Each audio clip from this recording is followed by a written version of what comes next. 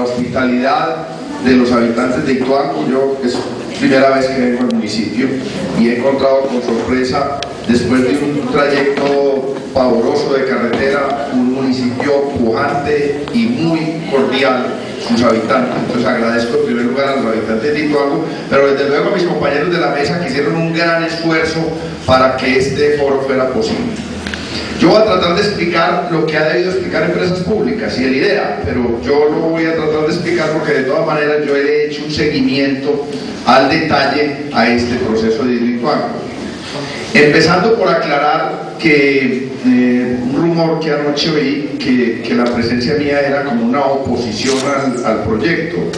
Yo he hecho una retrospectiva y yo jamás he hecho siquiera un comentario marginal en contra del proyecto, porque yo tengo el criterio de que este proyecto ya tiene su momento. O sea, hace 20 años hacer la hidroeléctrica era una locura, porque era producir 2.400 megavatios de energía que no había quien las comprara.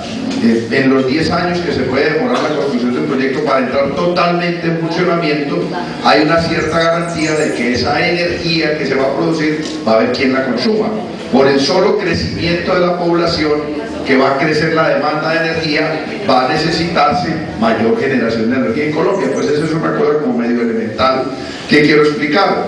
Y es obvio que entre la generación de energía térmica, la que se hace quemando gas, quemando carbono, quemando petróleo, es mucho menos dañina para el medio ambiente la generación hidroeléctrica. Ahora hay formas menos dañinas, la eólica, la solar, pero entre la térmica y la hidroeléctrica, yo personalmente prefiero la hidroeléctrica. Y Colombia es un país de una riqueza enorme hidroeléctrica. Lo que casi no sabemos los colombianos es que en este momento con energía eléctrica estamos generando unos entre 11.000 y 12.000 megavatios, y Colombia tiene capacidad probada para generar 90.000 megavatios, casi 9 veces más de lo que estamos generando hoy.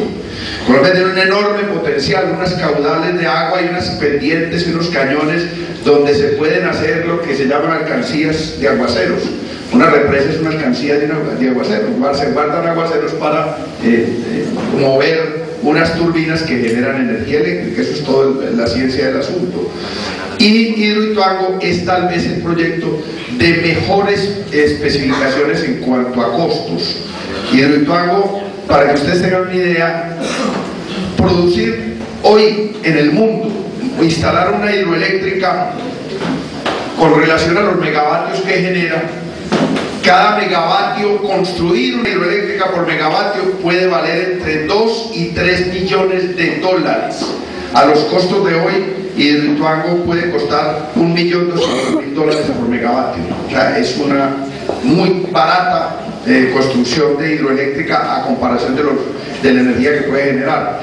Y el kilovatio hora, oigan bien esto, el kilovatio hora, yo los llamo a que cuando lleguen a la casa miren la cuenta de servicios. Mírenla, porque ahí está clarito lo de la cuenta de servicios, cuánto vale un kilovatio hora. Un kilovatio hora en empresas públicas, Edgar, si no me dejes equivocar, vale 206 pesos. 300 pesos en el estrato 4. 300 pesos en estrato 4. 300 pesos en estrato 4 el kilovatio hora. Eso quiere decir que nos lo están cobrando haga la cuenta de a 1.800 pesos del dólar, dividido 300 pesos, ¿cuántos centavos de dólar vienen siendo? Vienen como 6 centavos de dólar. 6 centavos de dólar. Eso vale más o menos 6 centavos de dólar nos cobran a los que nos cobran la tarifa plena. Porque hay unos a los que les cobran más, a los estratos 5 y 6 les cobran más, y a los estratos 3 y 2 y 1 les cobran un poco menos. Pero la tarifa es más o menos 6 centavos de dólar kilovatio hora. Y Hidroituango, según un estudio de un profesor de la Universidad Nacional que se llama José Hilario López, que es la autoridad más grande que hay en la materia, puede generar energía a 2 centavos kilovatio hora. Ojo a esto, ¿no? Ojo a esto.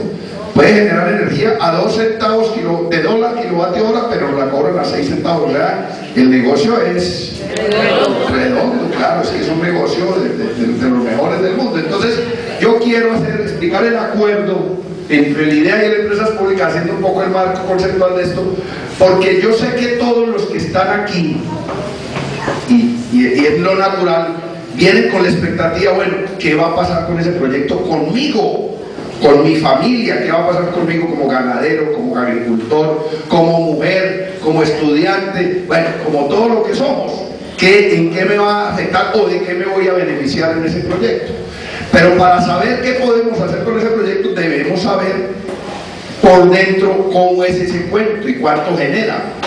¿Cuál fue el acuerdo entre empresas públicas y el IDEA? Yo voy a explicarlo de una manera muy sintética y muy óptima. Y desde eso, este proyecto ha sufrido muchos tropiezos. Incluso ha sido posible que un periodista haya escrito un libro sobre esto, que lo recomiendo, porque quien quiera conocer bien el proyecto debe conocer un libro de Germán Jiménez Morales que se llama La Central de las Ambiciones. El que lea ese libro se da una imagen completa de lo que es el proyecto. Pero después de muchas vicisitudes, porque el proyecto era muy bueno, pero no había en Colombia quien comprara tanta energía. O sea, la energía que puede generar ese proyecto es tanta que hace 40 años no había quien la comprara. Eso es como mercar para 2 años. Nadie merca para 2 años porque se le pudren los alimentos, porque es una inversión inútil. Entonces, a medida que fue creciendo el consumo de energía en Colombia, se fue acercando la posibilidad de que se hiciera ese proyecto. Ese proyecto ha tenido varios dueños y finalmente ese proyecto quedó en manos del departamento de Antioquia y empresas públicas de Medellín. Esos eran los 2 socios mayoritarios, más o menos parejos, más o menos tenían la misma cantidad de acciones, o la misma cantidad de acciones en la IDEA, en representación del departamento de Antioquia y empresas públicas de Medellín. ¿Cuál era el problema que tenía el proyecto en ese momento? 900 millones de dólares, hace 3 años valía 2.900 millones de dólares el proyecto, y un socio tenía la plata para aportar para hacer el proyecto y otro no tenía la plata para aportar para hacer el proyecto. Había, decidimos, un socio rico y un socio pobre. El socio rico era empresas públicas que tenía la plata en el bolsillo para decir arranco ya el proyecto, y el socio pobre era la IDEA, que no tenía con qué decir pongo 1.500 millones de dólares sobre la mesa para arrancar el proyecto. No lo tenía. Pero el socio pobre, en una paisada y en una acción de esas de avivato paisa, compró las acciones de los minoritarios, porque el IDEA tenía el 46%, el empresa pública el 46%, y había el 8% de acciones en manos de unos socios particulares. En una jugada de esas, de un día para otro, salió a comprar unas acciones que valían 1.000 pesos en cada acción, las compró a 36.000 pesos. Se gastó 100.000 millones de pesos en la IDEA, de plata, muchas de ellas de las transferencias que la IDEA guarda para salud y educación en sus arcas, y se quedó con la mayoría del proyecto. Con la mayoría, o sea, quedó de dueño del proyecto, porque, como en todo, el que tiene más votos en la junta directiva es el que toma las decisiones. Y el IDEA tenía un voto más que empresas públicas en la junta directiva, o sea, el IDEA era el que tomaba las decisiones de todo. Entonces, ¿qué pasó? Que como el IDEA no tenía la plata, el CASE para arrancar el proyecto con recursos propios y empresas públicas, y llevaron a Hidroituango a una situación muy complicada, y era que la única manera de hacerlo era que un tercero lo hiciera, alguien que tuviera el billete para hacerlo. Y iban a abrir una subasta o una especie de licitación para que quien quisiera hiciera el proyecto y le pagara, y diéramos unas platas a los dueños del proyecto por explotarlo durante un tiempo. Una concesión, como son las concesiones de carreteras, que le entregan la carretera a unos inversionistas ricos, ellos ponen un peaje, cobran unas platas, hacen la carretera o la arreglan, y a los 20, 30, 40, 50, 100 años devuelven la carretera, después de que ya le sacaron toda la plata de la inversión y mucho más.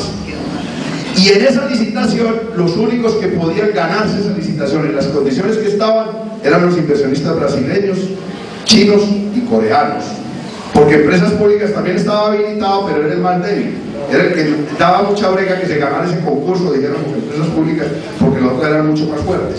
Y se armó en Antioquia una especie de rebelión contra eso, porque eso significaba que si este proyecto lo hacía un chino, un coreano o un brasileño, no teníamos control sobre esos señores que eran inversionistas extranjeros. Las utilidades enormes que va a generar el proyecto se iban a ir del país. Miren lo grave de esto. Las utilidades, yo ya les dije que pueden producir kilovatio a 2 centavos de dólar y venderlo a 4, a 6. Imagínense el negocito. Esas utilidades que producía el negocio no se iban a quedar en Colombia, se iban a ir del país. Y esa rebelión incluyó al sindicalismo, los trabajadores de entradas públicas se rebelaron, sectores, los concejales de Medellín se rebelaron, unos pocos diputados nos rebelamos, la sociedad civil, dijéramos lo que llaman la sociedad civil, las ONG, las organizaciones sociales, las organizaciones de mujeres, se rebelaron, el colombiano se rebeló, el mundo se rebeló, senadores, o sea, una conciencia de la sociedad que era que lo que iba a perder Antioquia era un platal si eso se le entregaba a un extranjero. Y esa presión hizo que finalmente se llegara a un acuerdo para que Empresas Públicas sea el operador del proyecto, el que la va a construir, a operar, a explotar durante 50 años y a los 50 años se la va a devolver, a los 50 años o más. Aclaro que esta información me la acabaron de dar a mí en Empresas Públicas. Ellos, el contrato dice que son 50 años o lo que se necesite para recuperar la inversión. Si son 100 o lo que sea. Bueno. Entonces, voy a tratar gráficamente de explicar cómo fue el acuerdo, cómo fue que finalmente llegaron al acuerdo. Sí, ahí está.